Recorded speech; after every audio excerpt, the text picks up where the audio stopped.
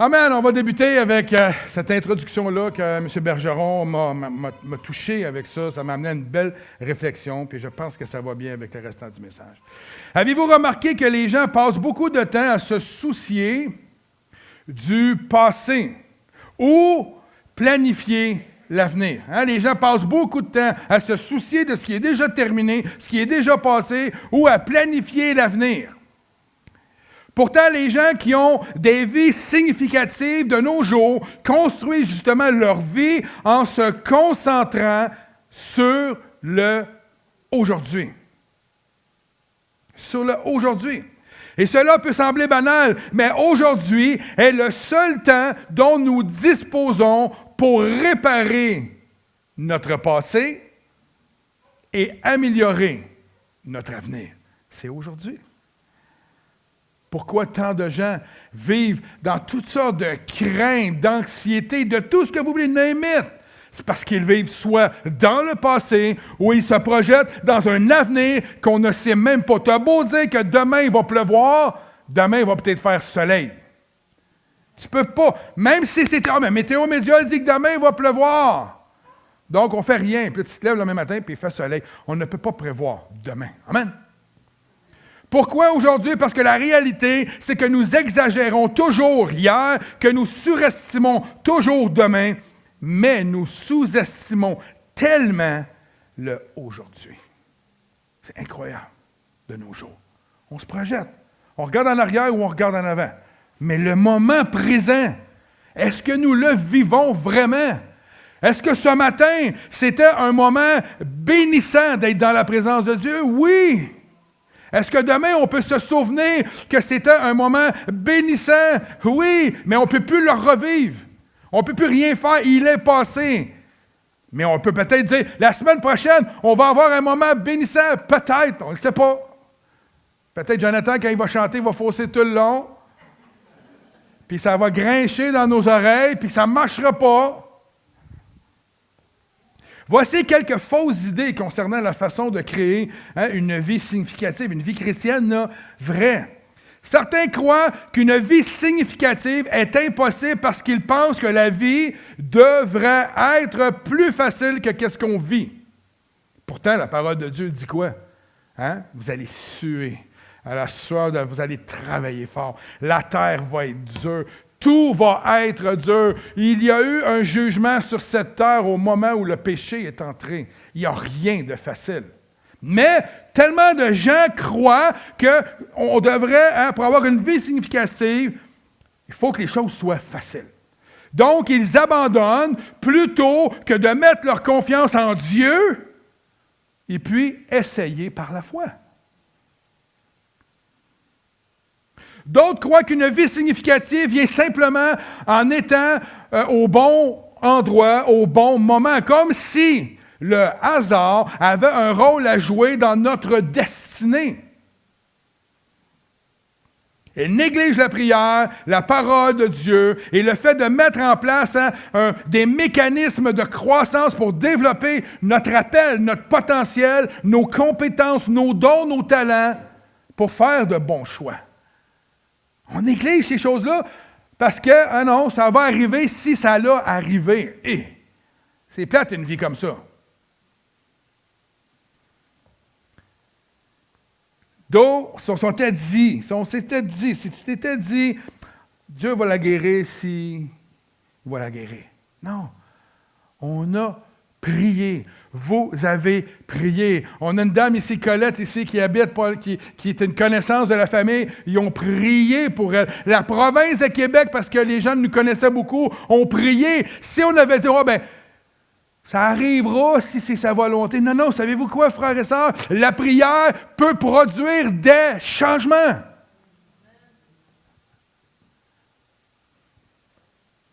Puis, il y a ces gens qui croient qu'une vie significative est le fruit d'un événement en particulier donc, ils assistent à des conférences, à des séminaires, à des prédications, des formations, où toutes ces choses-là sont utiles pour nous inspirer. Vous êtes ici les dimanches matins, on va dans des retraites, c'est toutes des choses inspirantes. Néanmoins, le changement durable et véritable peu importe le nombre de messages que tu entends qui t'ont inspiré, résulte et résultera toujours du processus de croissance que nous mettons en place après avoir été inspiré. Après avoir reçu un appel, que fais-tu avec? Que fais-tu avec la parole de Dieu que Dieu te donne? Même si Dieu te parle, écoutez bien, c'est pas écrit dans la Bible, c'est ma vie, mon expérience. Et j'imagine que vous allez pouvoir l'attester aussi. Même si Dieu te parle et que tu ne mets pas en place une stratégie pour accomplir ce qu'il t'a dit, ou juste, j'ai dit stratégie, je pourrais juste dire obéissance, tu resteras à ta place. Tu n'avanceras pas. Tu n'as pas d'emploi, le Seigneur t'a dit, j'ai un emploi pour toi. Si tu restes chez vous, tu ne vas pas porter des CV, tu n'auras pas d'emploi. Je te le dis, même si Dieu t'a fait une promesse. On parlait de guérison miraculeuse, je pense qu'il y a 2 semaines, avec Jonathan, puis il y avait d'autres gens. Pourquoi Dieu guérit encore aujourd'hui? C'est-tu juste parce qu'on y croit? Mais non. C'est parce qu'on va vers les gens, puis on impose nos mains. Et Dieu guérit à travers nous. Je peux y croire toute ma vie par regarder les malades. Écoute, j'y crois à la guérison. Mais on ne priera pas. Ça ne marche pas. Ça ne va pas ensemble. Right? Voici quelques principes qui ressortent de l'histoire de plusieurs personnages bibliques comme Daniel ou Abraham que nous allons regarder un petit peu aujourd'hui. Des principes qui nous aident à développer une vie, si on veut, chrétienne, significative pour notre quotidien. Les gens compétents prennent tôt de bonnes décisions. Daniel était un jeune homme. Et il a pris immédiatement dans son jeune âge, je parle aux jeunes ce matin, dans son jeune âge, il a pris position pour Dieu. Il n'a pas attendu de dire, un jour, je vais être un adulte. Non. Dans son jeune âge, il a pris position. Et il y a plusieurs endroits dans les Écritures où on voit les enfants se lever et se mettre debout pour Dieu. Ses décisions, il les gère au quotidien. La vie de Daniel démontre l'importance de développer très tôt dans nos vies des convictions, des principes qui établissent les fondements sur lesquels reposent nos choix, nos décisions et notre futur, si on veut. Amen. Deuxièmement, on doit faire de bons choix. Faire les bons choix, peut aller à l'encontre. J'ai-tu passé? Non, c'est ça, OK. Faire les bons choix peut aller à l'encontre des tendances de quoi? D'une culture dans laquelle nous vivons. Right? Daniel et ses amis. Qui peut me nommer ses amis? Hein? C'est quasiment une chanson. Ont décidé d'aller à contre-courant. Ils ont voulu leur imposer des choix, mais eux ont refusé ce qui leur était imposé et ils ont décidé d'aller à contre-courant. Et vous savez quoi? Quand on va à contre-courant, comme le chant, il va y avoir des montagnes. Il va y avoir toutes sortes d'obstacles. Mais quand on décide d'aller à contre-courant pour notre Dieu, quand on décide de se tenir debout pour lui, c'est incroyable ce qui peut se passer. Incroyable ce qui peut se passer. Il n'y a pas de limite. De faire les choses différemment, pas juste pour avoir de l'air différent, pour Dieu. Amen. Leurs décisions auraient pu les désavantager, mais néanmoins, ils sont demeurés fermes et déterminés et leur conviction a fait ses preuves. Ouh! Ta vie se transforme lorsque tu modifies quelque chose que tu fais au quotidien, qu'elle soit bonne ou pas. De grands accomplissements résultent d'une routine quotidienne étalée sur une longue période. Mais le changement se produit lorsque les habitudes changent. Les habitudes changent lorsque tu modifies ta routine. Et voici une citation qui est extraite du Talmud. Okay? Le Talmud, c'est des textes, on dirait, que les Juifs fondamentaux ont écrit. C'est des textes que les Juifs, c'est comme un commentaire biblique, si on veut, mais pour les Juifs, qui dit ceci, j'ai trouvé ça vraiment, vraiment intéressant. Ça dit, « Surveille tes pensées, car elles deviennent tes mots. Surveille tes mots, car elles deviennent tes actions. Surveille tes actions, car elles deviennent tes habitudes.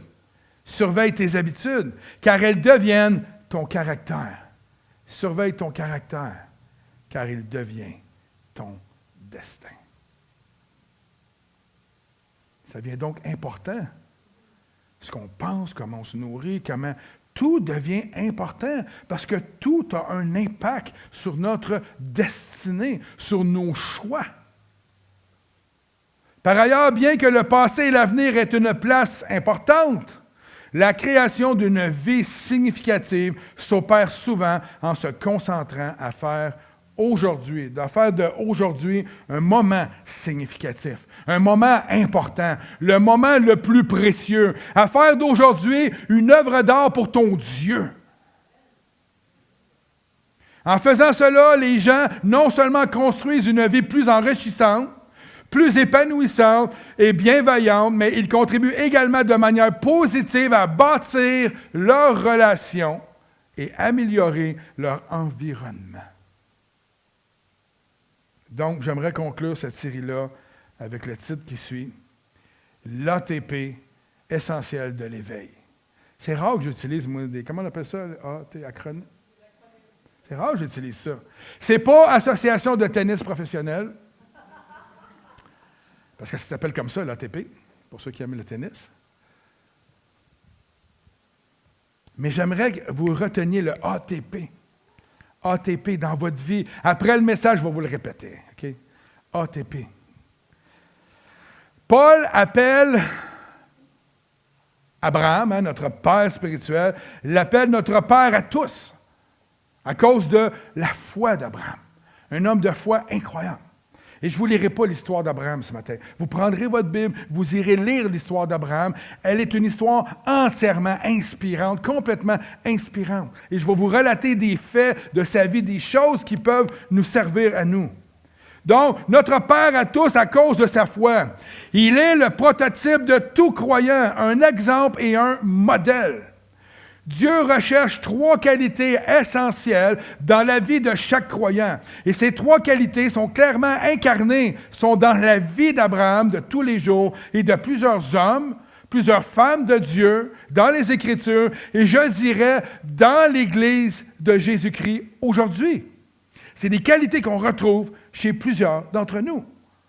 Dans la vie d'Abraham, ces qualités sont symbolisées par l'autel, la tente et le puits. L'autel parle de la consécration. Il a trait à notre attitude à l'égard de nous-mêmes. La tente parle de la progression et a trait à notre attitude à l'égard du changement. Ça, c'est quelque chose dans nos vies, le changement. Et le puits parle de la satisfaction, d'où nous tirons notre source de vie. À quoi on s'abreuve, qui a trait à notre attitude à l'égard de Dieu. Tous les 3 parlent d'un éveil personnel, d'un entretien de notre foi et de garder le feu bien allumé en nous. Garder l'autel de Dieu toujours allumé. Amen. Toujours la flamme dans cet autel afin que nos vies ne s'éteignent jamais pour Dieu. Je vais entendre amen. Il faut que nos vies soient marquantes pour Dieu. Premièrement, l'autel, le lieu de la consécration. L'autel, c'est le lieu de l'abandon de soi.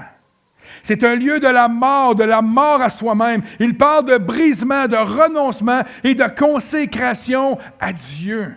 Lorsque nous lui donnons le meilleur de nous-mêmes, c'est ça, hein? Se départir du nous afin que lui puisse grandir en nous. Hein? Nous devons complètement embrasser la croix. C'est le rôle du croyant.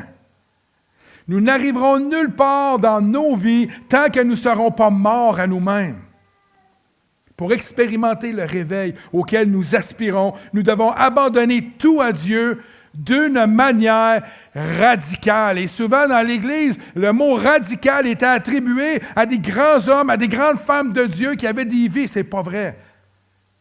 On n'a pas le choix d'être comme chrétien, comme enfant de Dieu, radical dans nos vies. Radical, ça ne veut pas dire manque de grâce, manque d'amour, un langage dur. Non, au contraire.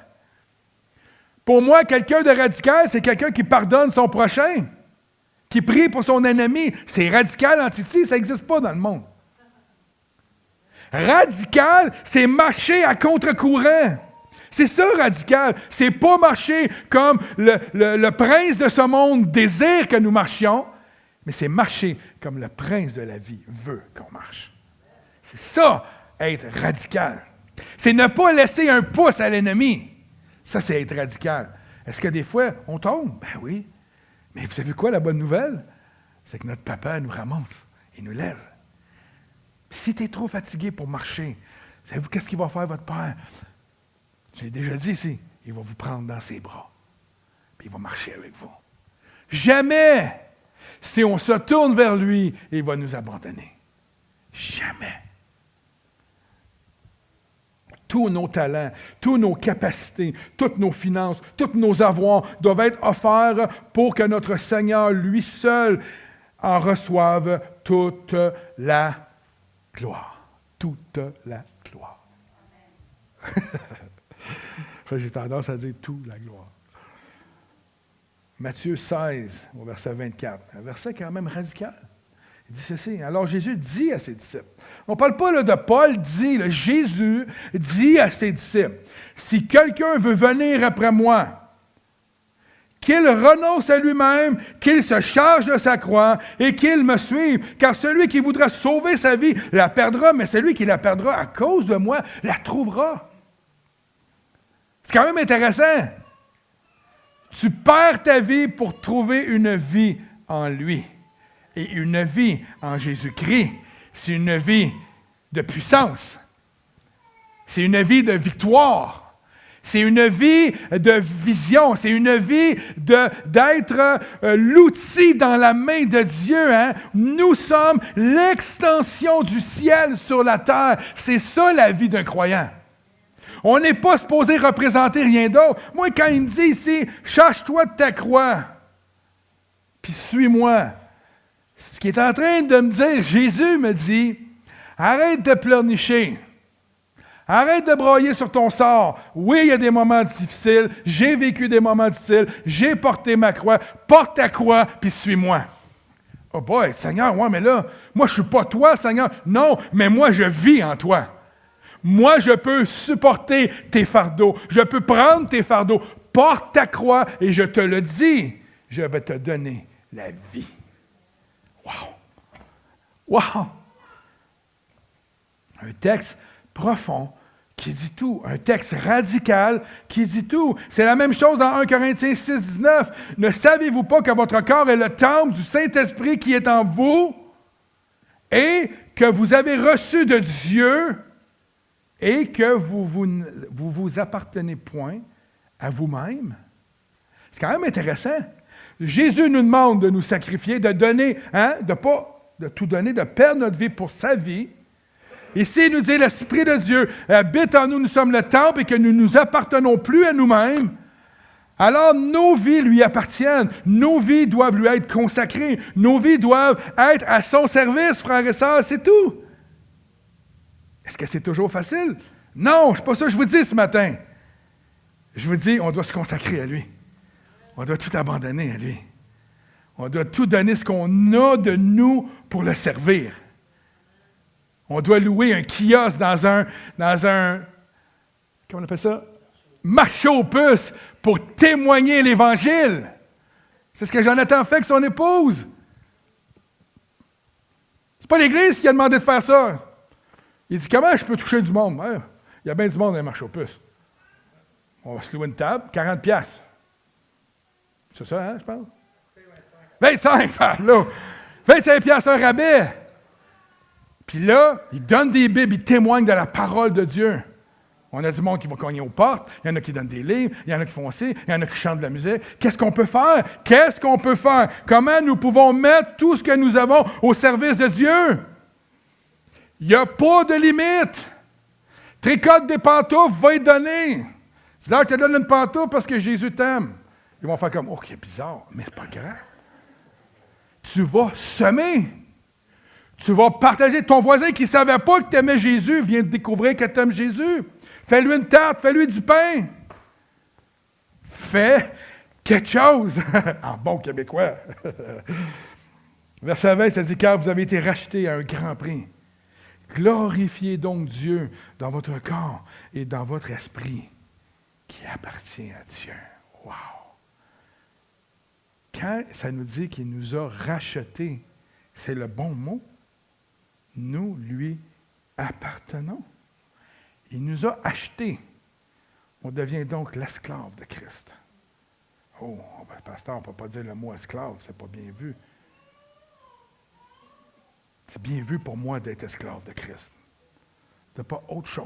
Mon épouse un peu, mais de Christ. Frères et sœurs, l'autel est un lieu où Dieu, écoutez bien ce que je vais vous dire, c'est le lieu où Dieu devient Dieu dans ta vie. Savons-nous vraiment ce que signifie aller à la croix et y déposer tout? Déposer notre réputation, nos désirs, nos ministères, nos propres intérêts. Tout doit mourir. Jean-Baptiste l'a dit clairement, il faut, dans Jean 3, il faut que je croisse, il faut qu'il croisse et que je diminue. Vivement les vacances. L'autel, frères et sœurs, demande une révélation avant qu'il y ait une consécration. Et c'est à l'autel de Dieu, dans la présence de Dieu, que ces révélations viennent. Et lorsqu'une révélation vient dans ta vie, il n'y a plus de limite.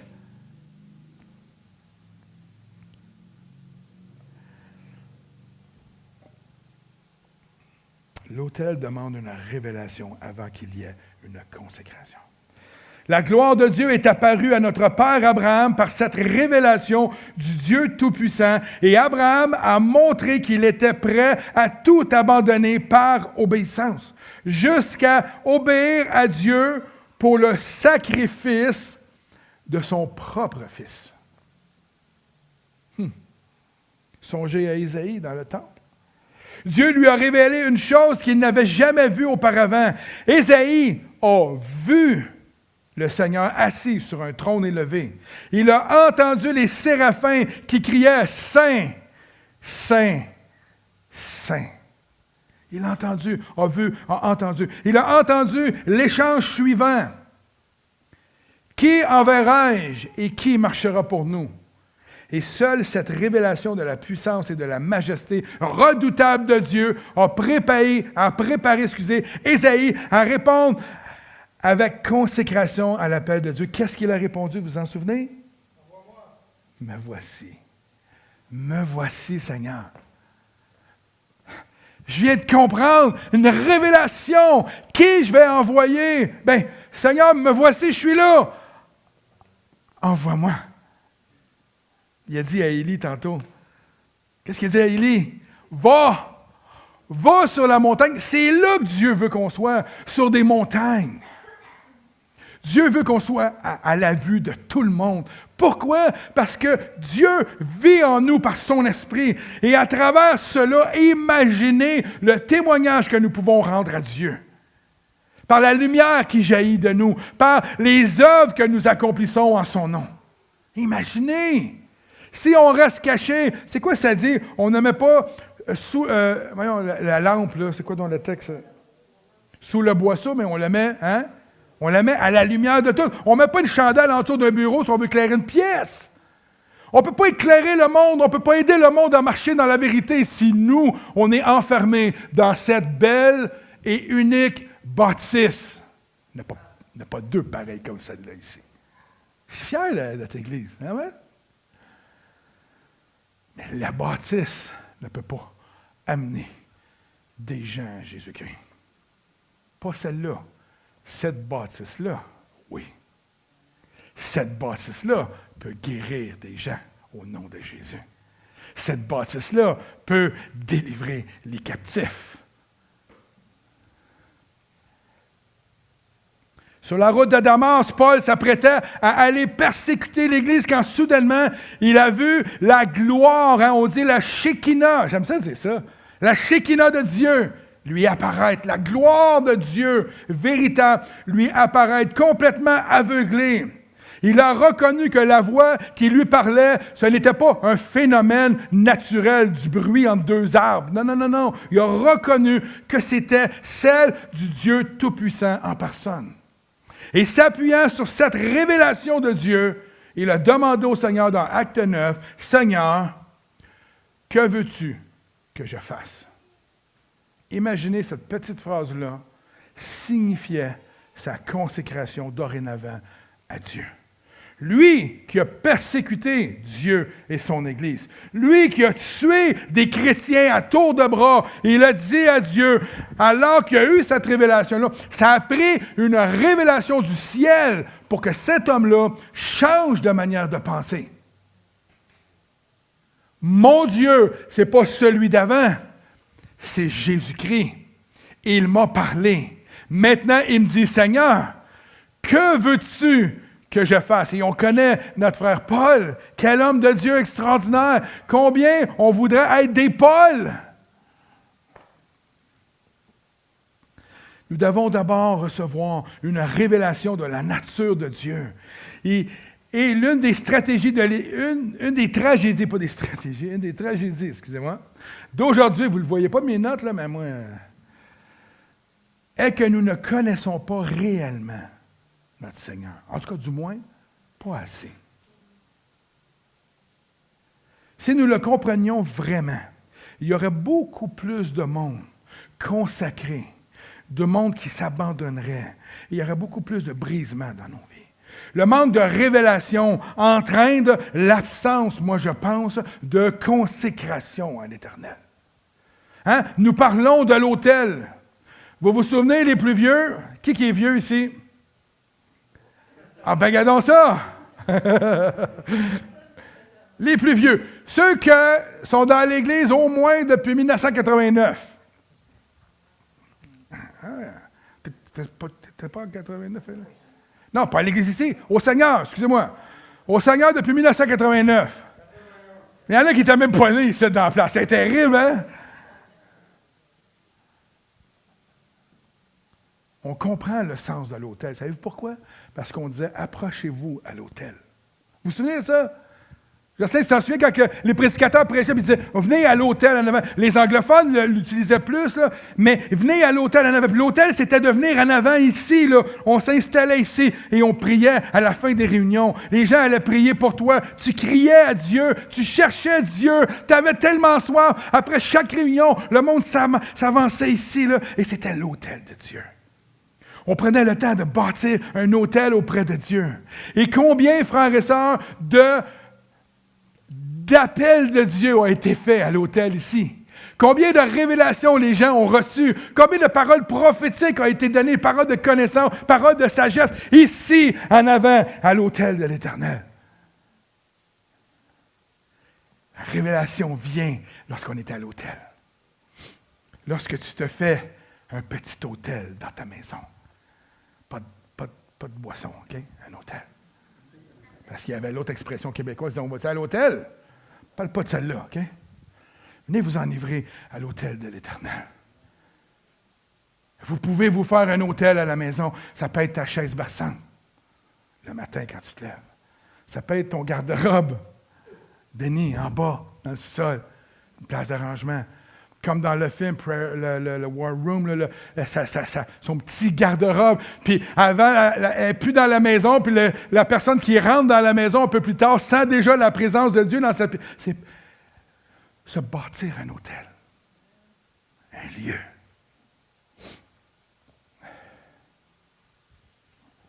Deuxièmement, la tente. La tente signifie le lieu de la progression. Abraham a vécu sous une tente dès que Dieu l'a appelé et jusqu'au jour de sa mort, Abraham ne s'est jamais installé dans une maison. Il était avant dans une maison, et à partir de son appel jusqu'à sa mort, il ne s'est jamais réinstallé dans une maison. L'attente parle de progrès et de notre attitude vis-à-vis du changement.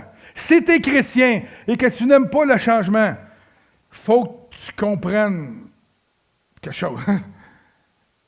Dieu ne veut pas que tu stagnes. Ce n'est pas la volonté de Dieu. La première chose que Dieu a dite à Abraham a été « Va-t'en de la maison de ton père ». Dieu a dû déloger Abraham et il veut agir de la même manière avec nous. Il va compromettre notre sécurité, entre guillemets, ce qu'on pense être. Il va menacer notre zone de confort. Une maison, frères et sœurs, c'est un lieu permanent. C'est un lieu permanent. C'est un lieu, c'est là, elle ne bouge plus la maison, elle est là. Le mot hébreu que l'on traduit par maison signifie littéralement un bâtiment, une construction qui possède une fondation.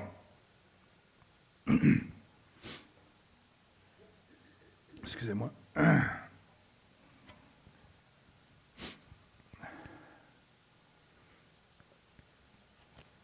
Qui possède une fondation et qui ne peut pas être déplacée. Là, il y en a qui vont me dire, oui, mais aujourd'hui, la technologie peut déplacer. Non, stinez-vous pas avec moi ce matin. Elle ne peut pas être déplacée. Dieu désire, frères et sœurs, nous libérer des choses qui sont immuables en nous. Les meubles qui ne bougent pas. Les pianos dans nos vies. Je ne parle pas de cela, je parle des pianos dans nos vies. J'ai appris avec le temps que notre maison est un lieu temporaire, frères et sœurs. Vous allez me dire, oui, mais pasteur, toi, tu es un serviteur de Dieu, tu as un appel sur ta vie. On a tous un appel sur nos vies. Une maison, c'est un lieu temporaire en attendant la nouvelle direction. C'est ça. J'ai appris avec le temps qu'elle ne nous appartient pas, notre maison. On paye une hypothèque dessus, mais on a une bien plus belle maison qui nous attend au ciel. Amen. Un jour, Dieu a parlé à mon épouse et lui a dit, « Comment voulez-vous que je vous utilise au ministère si vous êtes pris avec des choses immuables dans vos vies? » On avait des dettes financières, on avait toutes sortes de choses. Et Dieu nous a parlé. Il nous a dit, je ne peux pas te déplacer de là. Tu as besoin de travailler à temps plein, tu as besoin de tout l'argent qui rentre pour pouvoir arriver. Et Dieu avait parlé à Dominique, puis il avait dit, paye tout. Et à partir du moment où on obéit tout de suite, quand Dominique m'a parlé de ça, c'est pas moi qui l'ai reçu. J'ai fait, OK, chérie, qu'est-ce qu'on fait? Et là, on s'est assis, on a planifié un budget, on a éclairé nos dettes. Je pense que ça a pris 6 mois, 1 an, tout était payé. Vous savez qu'est-ce qui est arrivé au bout de 6 mois, 1 an? Bang, un téléphone a sonné, Dieu a dit, OK, vous êtes prêts. L'appel est arrivé au moment où nous étions libres. C'est un fait vécu.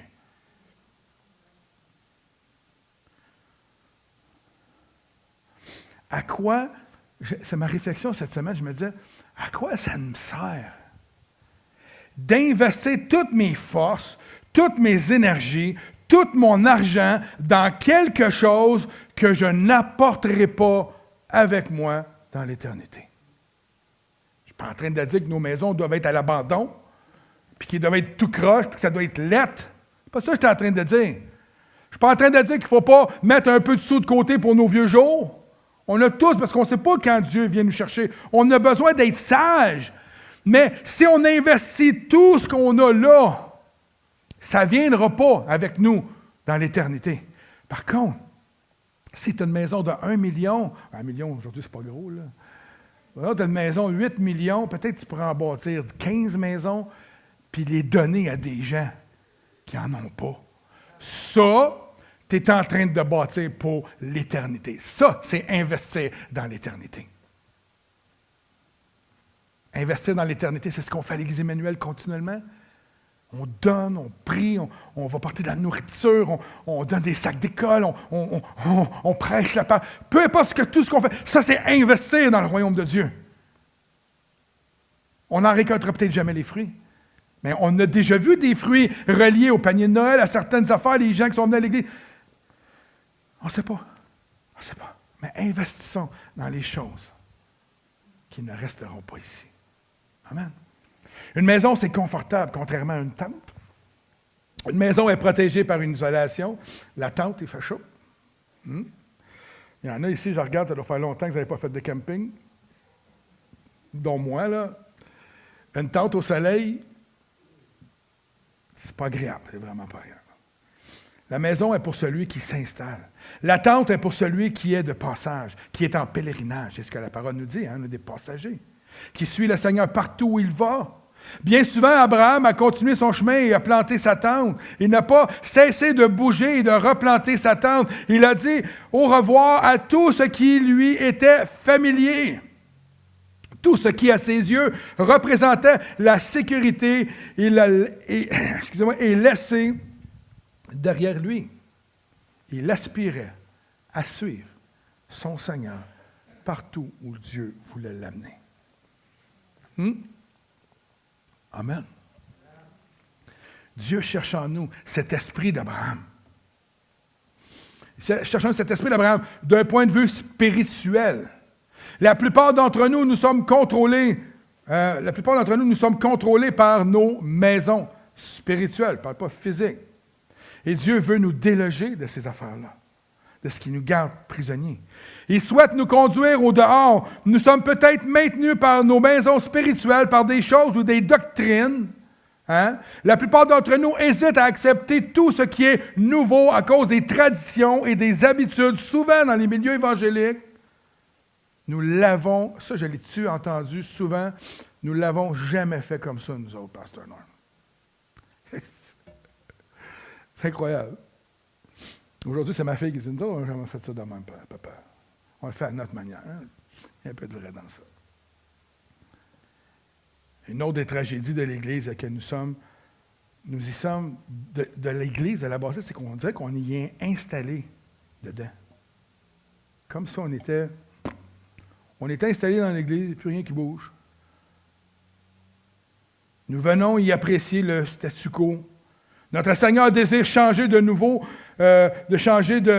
les choses, mais nous venons souvent à lui avec nos propres programmes, nos propres façons d'agir, et nous voulons qu'il nous bénisse, alors que le Seigneur nous dit, c'est pas comme ça, moi je voulais les faire, les choses. On demande après à Dieu de bénir ce que nous, on a décidé de faire, au lieu de dire à Dieu, que veux-tu que je fasse? Et automatiquement, si on fait ce que lui veut, ça sera béni. C'est complètement différent.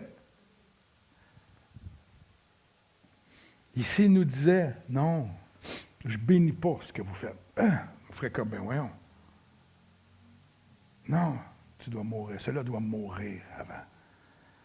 Lui résisterions-nous ou on se soumettrait à lui? C'est une bonne question. Avec ce message-là, j'ai eu des moments ici dans le sanctuaire de grande réflexion avec mon Dieu. Suis-je prêt à mourir pour lui? Suis-je prêt à abandonner tout pour le suivre? C'est des grandes questions fondamentales dans la vie d'un chrétien. C'est pour ça que je dis que c'est l'ATP essentiel pour un éveil. En fait, ce n'est pas juste l'éveil, c'est de nous garder allumés, nous garder chrétiens, ne pas être endormis. Et troisièmement, je termine avec ça. Le puits, c'est le lieu de la satisfaction.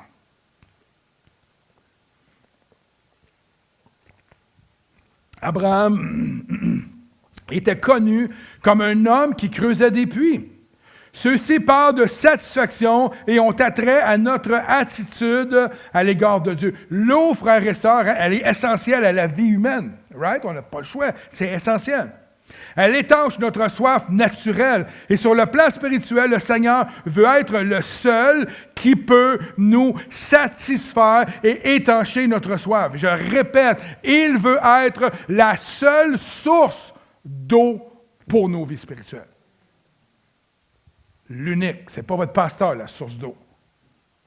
Ce n'est pas les hommes de Dieu qui ont des grandes révélations. Ce ne sont pas les prophètes, les sources d'eau. Même si tous les hommes et les femmes de Dieu utilisés par Dieu pour notre croissance, ils ne sont pas la source. La source, la seule et unique source, c'est notre Seigneur, notre Père, notre Fils et le Saint-Esprit qui agit en nous. Ils sont les sources d'eau vive de nos vies. Rien d'autre.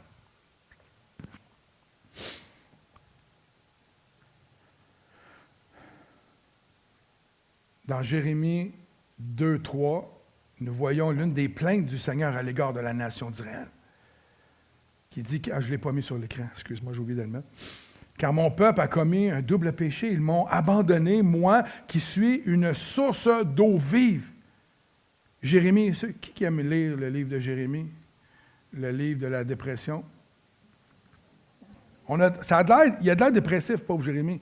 Il a écrit Lamentation aussi, là. Mais Jérémie était porteur de mauvaises nouvelles. À chaque fois que l'Éternel lui dit, regarde, regarde.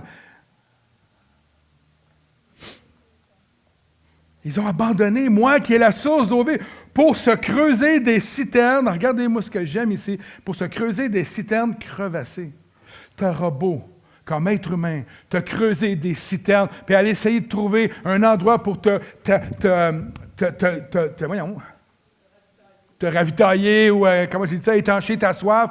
Tous ceux qui ne vont pas vers Dieu pour assouvir leur soif, ils vont le faire toute leur vie parce que les citernes sont crevassées.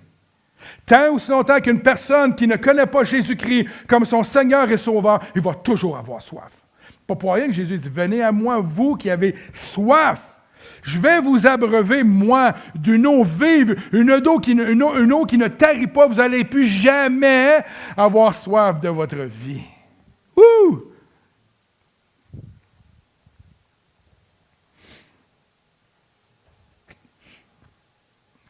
Des citernes crevassées qui ne retiennent pas l'eau.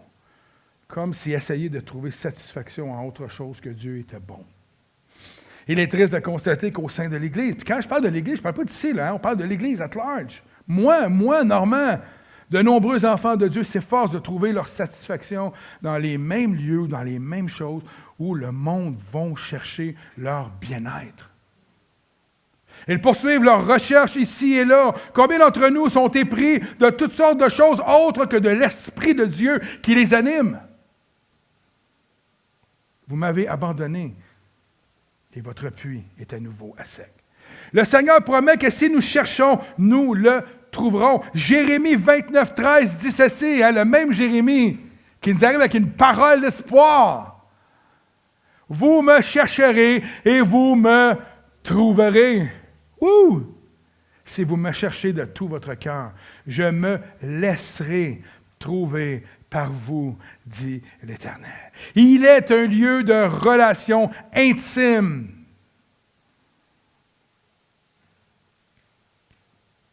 Il apporte satisfaction à nos vies, comme rien ne peut le faire dans ce monde.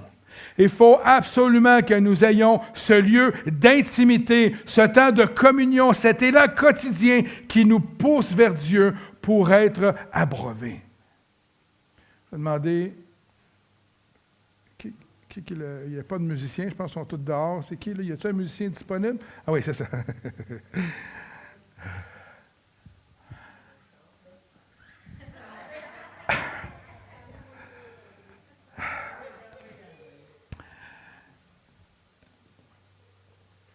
Je m'en allais faire une niaiserie, là, mais...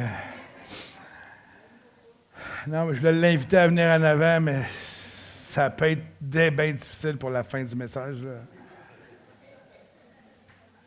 Mais frères et sœurs, réfléchissez à la vie significative qui est illustrée dans la vie d'Abraham. L'homme de l'autel, l'homme de la tente et l'homme du puits. Demandez-vous à vous-même, suis-je prêt à mourir à moi-même?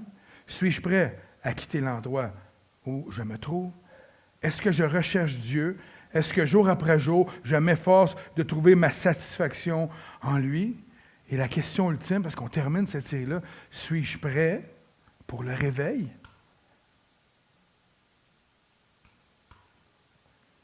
Parce que nous avons beau, comme on a vu dans les messages qui précédent, chercher le réveil, saisir le plan initial, que c'est ça la volonté de Dieu. Il veut que le monde s'éveille à Christ. Il veut voir un réveil planétaire, Dieu. C'est son désir le plus profond. Il a donné son Fils, ce qui a de plus de valeur pour que ça se produise. Il veut qu'on donne nos prémices à Dieu. Par gratitude, par amour. Nous devons nous lever et aller vers les gens pour annoncer la bonne nouvelle. Tout ça, ça fait partie des éléments d'un réveil. Hein, je vous l'ai dit tantôt, si on ne se lève pas, il n'y a rien qui se produit. Oh, on veut un réveil, on est assis dans l'église, ça n'arrivera pas. Ça n'arrivera pas si on reste assis dans l'église. Et c'est l'ATP de nos vies. Ça, je finis avec ça, parce que c'est la priorité. Il devrait être en premier comme message. Si nous ne sommes pas les hommes et les femmes de la tente, du puits, quoi d'autre? L'autel, nous ne serons pas éveillés à Dieu. Nous ne serons pas en feu à Dieu. Mais si nous avons en nous ce désir profond et enraciné d'avoir, je dis bien un désir profond, enraciné d'avoir un lieu d'autel pour nous abandonner à Dieu et laisser notre Dieu être Dieu dans nos vies, si nous avons le désir d'abandonner les choses de ce monde et d'être prêts à vivre dans une tente qui signifie prêt à progresser, vendez pas vos maisons. Ce n'est pas la maison que je parle physique, je parle de la maison spirituelle. Si vous êtes prêts de progresser tous les jours, et si nous sommes prêts à nous abreuver, sommes-nous prêts à nous abreuver uniquement à la source de vie, la vraie source, Jésus-Christ, Roi des rois, Seigneur des seigneurs. Il sera possible alors de voir le réveil de Dieu toucher terre, ici-bas, premièrement dans ton cœur, et après, dans notre belle grande région de Joliette.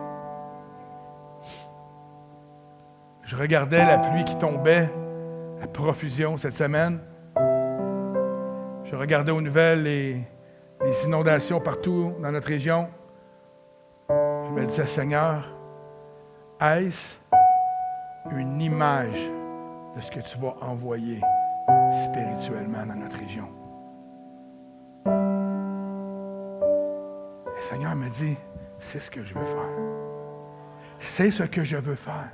Mais ça commence par toi. Mon fils, on l'a entendu dans la parole ce matin, je ne me lasserai pas de t'accueillir chez moi. Je ne me lasserai pas de t'écouter. Je ne me lasserai pas de répondre à tes besoins.